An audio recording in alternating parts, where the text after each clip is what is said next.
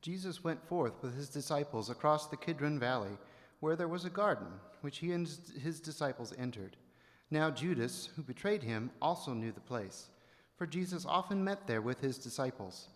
So Judas, procuring a band of soldiers and some officers from the chief priests and the Pharisees, went there with lanterns and torches and weapons. Then Jesus, knowing all that was to befall him, came forward and said to them, "Whom do you seek?" They answered, "Jesus of Nazareth." Jesus said to them, "I am he." Judas, who betrayed him, was standing with them. When he said to them, "I am he," they drew back and fell to the ground. Again he asked them, "Whom do you seek?" And they said, "Jesus of Nazareth." Jesus told them, "I told you that I am he.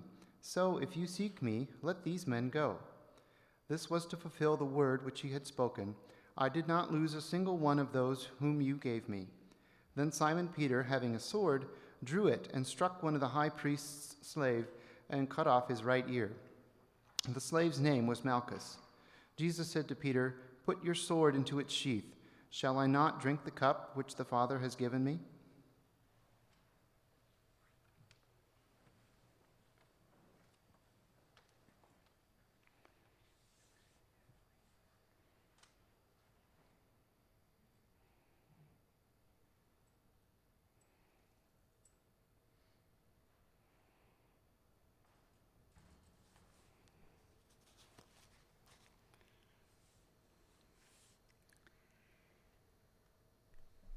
So the band of soldiers and their captain and the officers of the Judean authorities seized Jesus and bound him.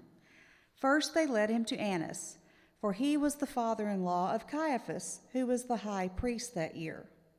It was Caiaphas who had given counsel to the religious authorities that it was expedient that one man should die for the people.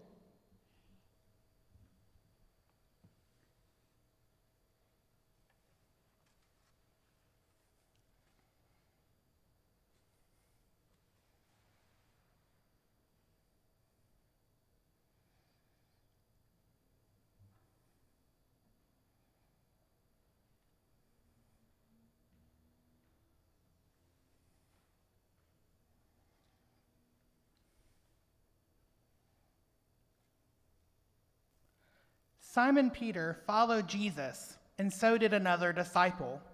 As this disciple was known to the high priest, he entered the court of the high priest along with Jesus, while Peter stood outside at the door.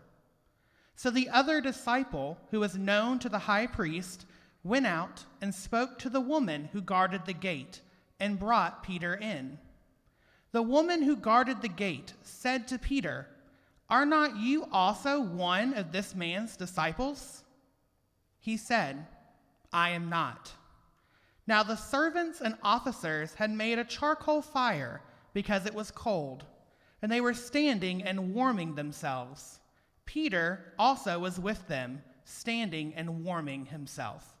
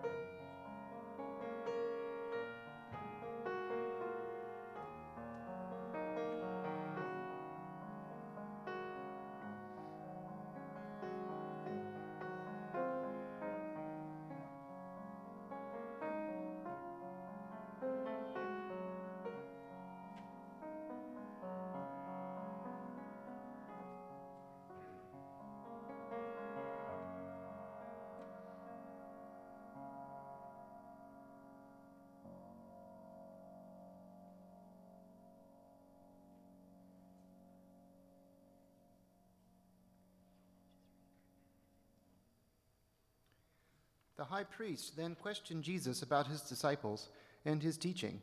Jesus answered him, "I have spoken openly to the world. I have always taught in synagogues and in the temple, where all Jewish people come together. I have said nothing secretly. Why do you ask me? Ask those who have heard me what I said to them. They know what I said." When he had said this, one of the officers standing by struck Jesus with his hand, saying, "Is that how you answer the high priest?" Jesus answered him, "If I have spoken wrongly, bear witness to the wrong. But if I have spoken rightly, why do you strike me?" Annas then sent him bound to Caiaphas, the high priest.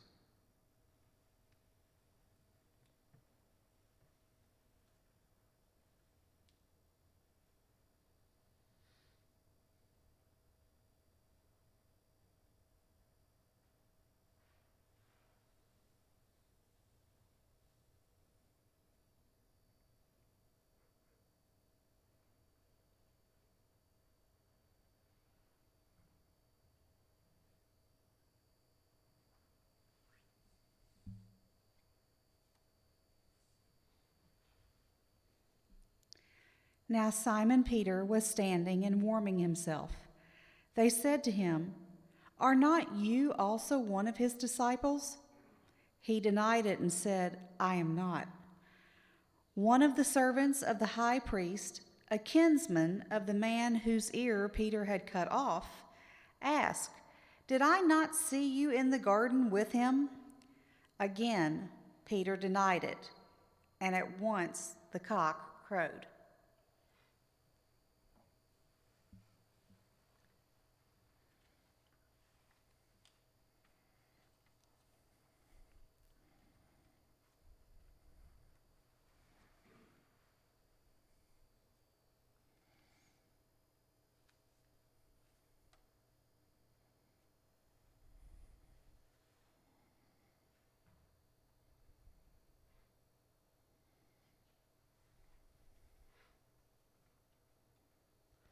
Then they led Jesus from the house of Caiaphas to Pilate's headquarters.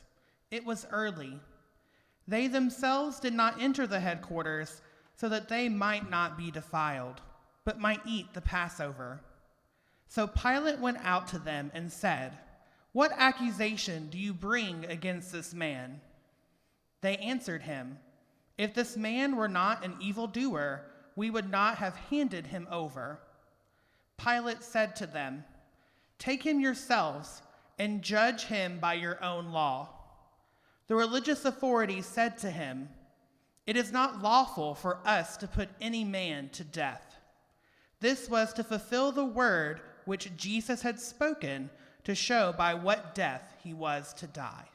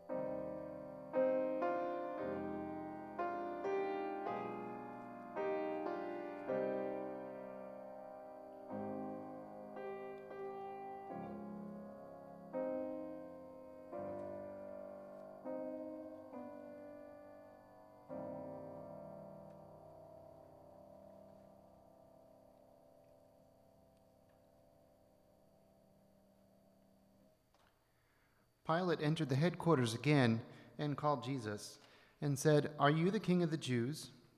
Jesus answered, "Did you say this of your own accord, or did others say it to you about me?" Pilate answered, "Am I a Jew? Your own nation and the chief priests have handed you over to me. What have you done?" Jesus answered, "My kingship is not of this world. If my kingship were of this world, my servants would fight that I might not be handed over to the religious authorities. But my kingship is not of this world." Pilate said to him, "So you are a king?" Jesus answered, "You say that I am a king. For this I was born, and for this I have come into the world, to bear witness to the truth. Everyone who is of the truth hears my voice." Pilate said to him, "What is truth?"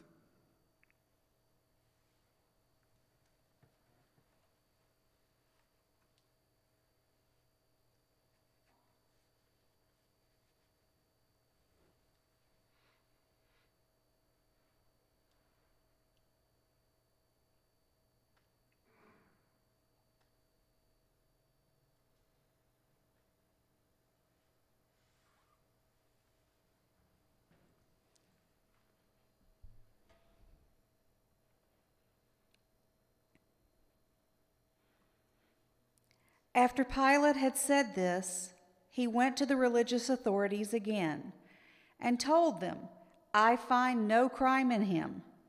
But you have a custom that I should release one man for you at the Passover. Will you have me release for you the King of the Jews?" They cried out again, "Not this man, but Barabbas." Now Barabbas was a robber.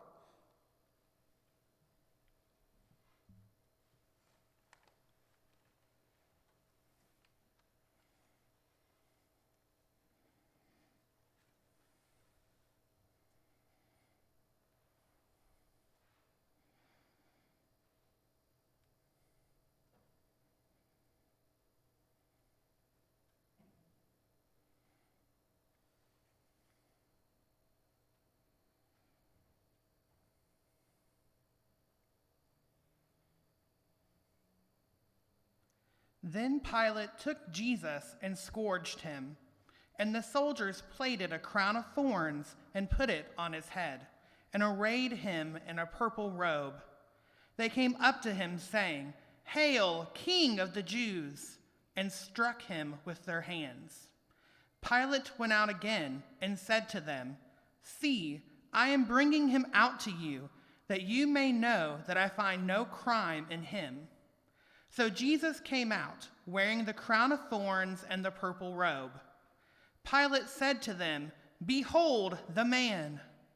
When the chief priest and the officers saw him, they cried out, "Crucify him! Crucify him!" Pilate said to them, "Take him yourselves and crucify him, for I find no crime in him." The religious authorities answered him, "We have a law, and by that law he ought to die, because he has made himself the Son of God." When Pilate heard these words, he was the more afraid. He entered the headquarters again and said to Jesus, "Where are you from?" But Jesus gave no answer. Pilate therefore said to him, "You will not speak to me? Do you not know that I have power to release you and power to crucify you?" Jesus answered him, "You would have no power over me unless it had been given you from above. Therefore, he who delivered me to you has the greater sin."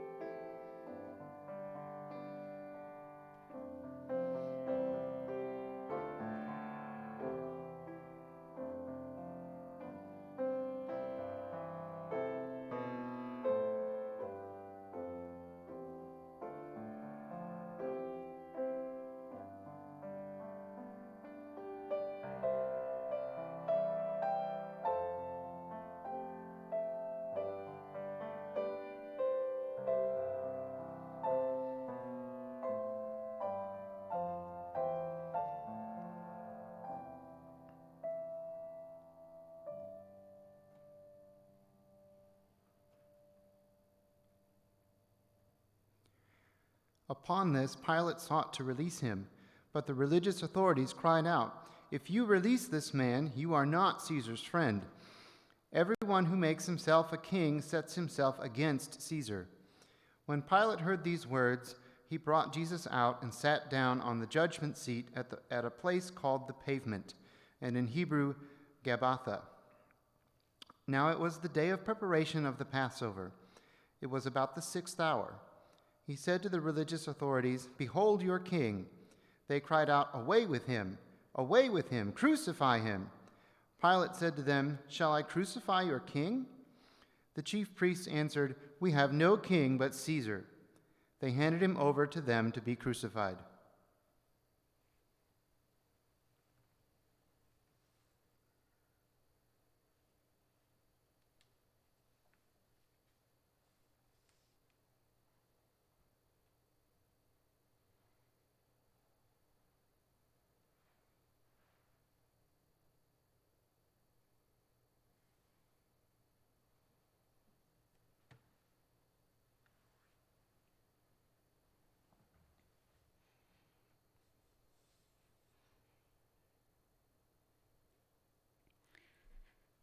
So they took Jesus, and he went out, bearing his own cross, to the place called the Place of the Skull, which is called in Hebrew Golgotha. There they crucified him, and with him 2 others, one on either side, and Jesus between them. Pilate also wrote a title and put it on the cross. It read, "Jesus of Nazareth, the King of the Jews." Many of the Judeans read this title, for the place where Jesus was crucified was near the city, and it was written in Hebrew, in Latin, and in Greek. The Jewish chief priest then said to Pilate, "Do not write the King of the Jews, but this man said, 'I am the King of the Jews.'" Pilate answered, "What I have written, I have written."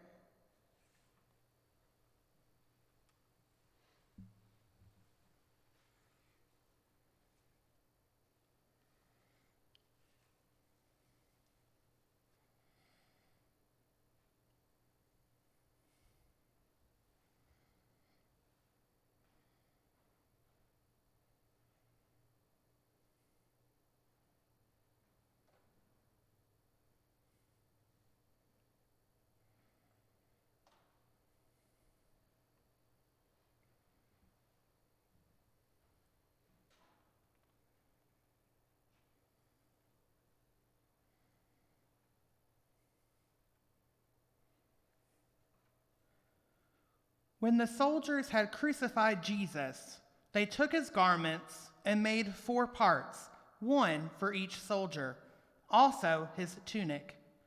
But the tunic was without seam, woven from top to bottom. So they said to one another, "Let us not tear it, but cast lots for it, to see whose it shall be." This was to fulfill the scripture, "They parted my garments among them, and for my clothing they cast lots."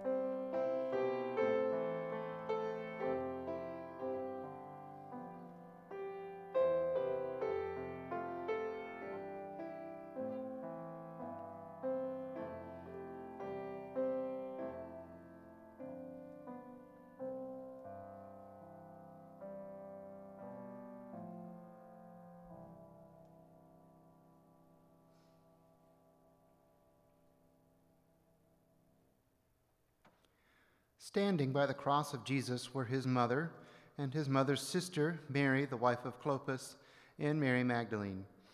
When Jesus saw his mother and the disciple whom he loved standing near, he said to his mother, "Woman, behold, your son." Then he said to the disciple, "Behold, your mother." And from that hour the disciple took her to his own home.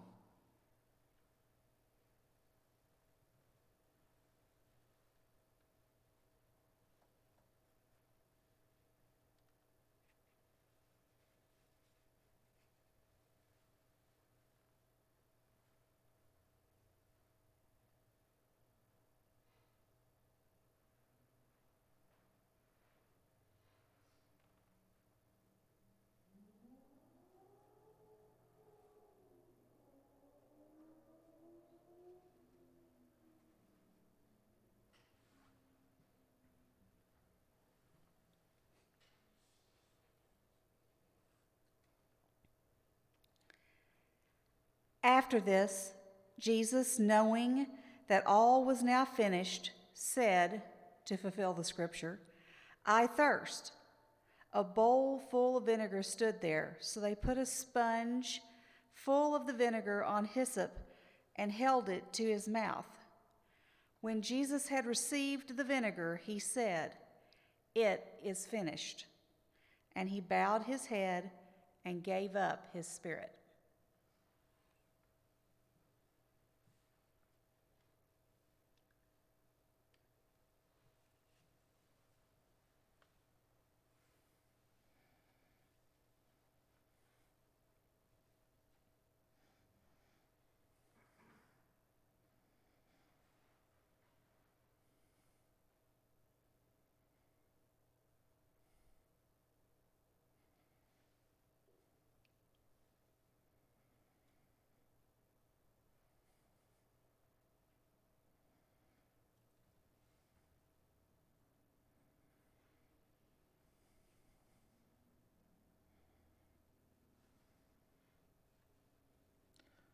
Since it was the day of preparation, in order to prevent the bodies from remaining on the cross on the Sabbath, for that Sabbath was a high day, the religious authorities asked Pilate that their legs might be broken and that they might be taken away. So the soldiers came and broke the legs of the first and of the other who had been crucified with him. But when they came to Jesus and saw that he was already dead, they did not break his legs. But one of the soldiers pierced his side with a spear, and at once there came out blood and water. He who saw it has borne witness. His testimony is true, and he knows that he tells the truth, that you also may believe. For these things took place that the scripture might be fulfilled. Not a bone of him shall be broken. And again, another scripture says, they shall look on him whom they have pierced.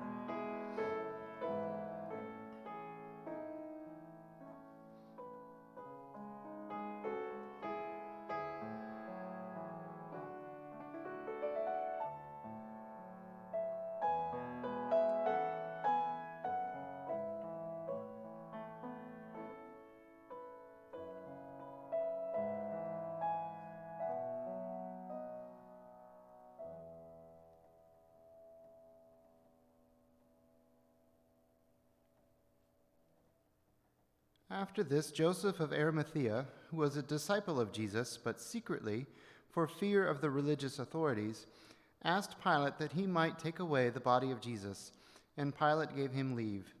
So he came and took away his body. Nicodemus also, who had at first come to him by night, came bringing a mixture of myrrh and aloes, about 100 pounds weight. They took the body of Jesus and bound it in linen cloths with the spices, as is the burial custom of the Jews. Now in the place where he was crucified there was a garden, and in the garden a new tomb where no one had ever been laid. So because of the Jewish day of preparation, as the tomb was close at hand, they laid Jesus there.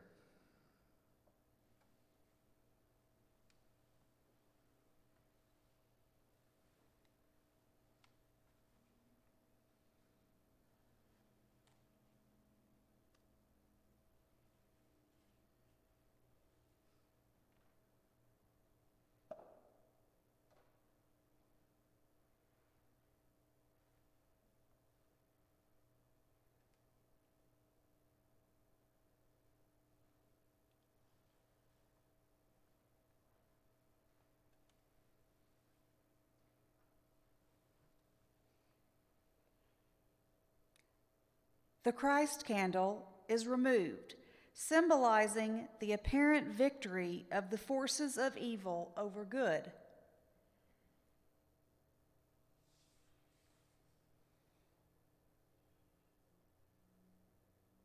A loud noise symbolizes the closing of the tomb at the time of his death.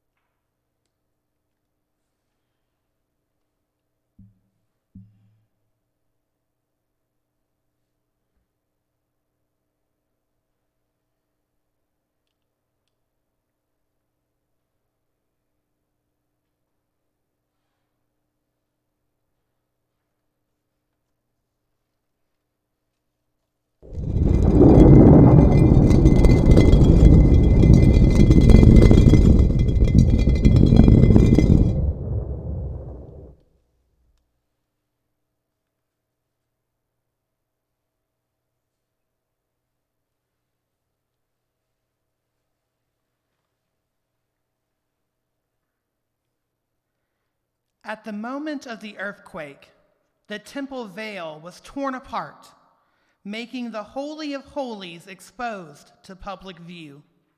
This is understood to represent God's change toward us with direct access to him, no longer requiring the ceremonial acts of the priest for our forgiveness of sin.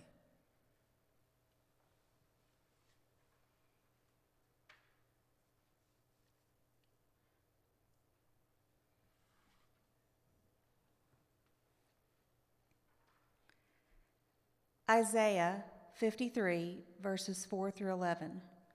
Surely he took up our infirmities and carried our sorrows, yet we considered him stricken by God, smitten by him and afflicted. But he was pierced for our transgressions, he was crushed for our iniquities. The punishment that brought us peace was upon him, and by his wounds we are healed.